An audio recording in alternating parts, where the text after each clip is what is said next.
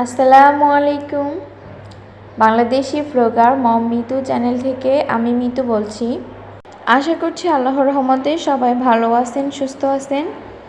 আলহামদুলিল্লাহ, আমরাও সবাই ভালো আছি।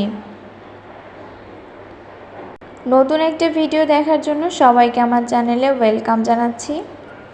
তো সকাল থেকে ব্লগটা শুরু করেছি, আর আজকে সকালে খিচুড়ি রান্না করছি, ভুনা খিচুড়ি। আর অনেক দিন খিচুড়ি খাওয়া হয় না, তো এখন আজকে অনেক দিন পরেই খিচুড়ি রান্না করছি। সমস্ত মশলাটা কষিয়ে তারপরে আমি চাল ডালটা দিয়ে কিছু সময় একটু ভেজে নিয়েছি, আর তারপরে পানি দিয়ে দিয়েছি। আর এখানে কলিজা রান্না করা আছে, তো ওই কলিজা রান্না দিয়ে আর খিচুড়ি আর একটা ভর্তা বানাবো, সাথে ডিম ভাজিও থাকবে। আর আমার রান্নাটা প্রায় হয়ে গিয়েছে, তো তারপরে আমি আসলাম পুরো বাসাটা একটু ঝাড় দিব।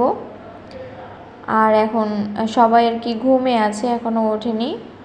তো ঘুম থেকে ওঠার আগেই আমি ঘরটা পরিষ্কার করে নিয়েছি।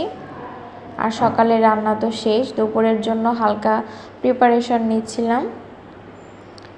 আর এই যে এখন আমি আমার খাবারটা খেয়ে নিচ্ছি। খাওয়া দাওয়ার পরে তারপর কিছু জামা কাপড়ও ধুয়েছিলাম, তো সেটা আর ভিডিও করতে পারিনি।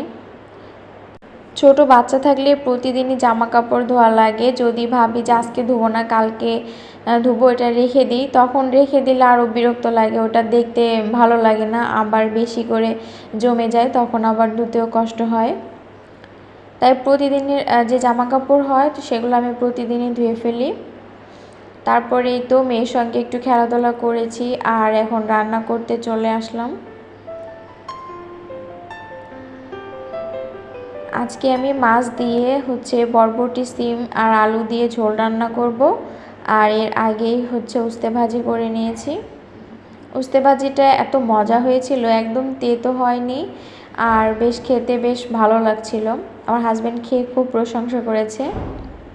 এই পর্যন্ত যারা যারা ভিডিওর সঙ্গে আছেন, আপনাদের কাছে একটা রিকোয়েস্ট থাকবে, ভিডিওটিতে একটা লাইক দিয়ে পুরো ভিডিওটা কন্টিনিউ করবেন।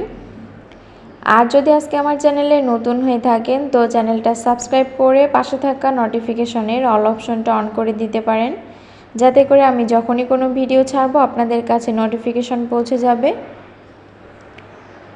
আর যারা যারা সাবস্ক্রাইব করেছেন তাদেরকে অসংখ্য ধন্যবাদ। বিকালে আমি অনেকগুলো আদা আর রসুন কেটেছিলাম। রসুনটা আমি কেটেছি, আর আদা আপনাদের ভাইয়া কেটে দিয়েছে।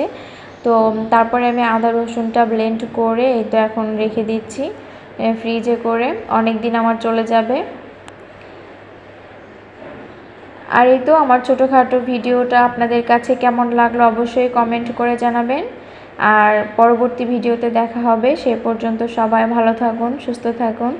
আল্লাহ হাফেজ। আসসালামু আলাইকুম।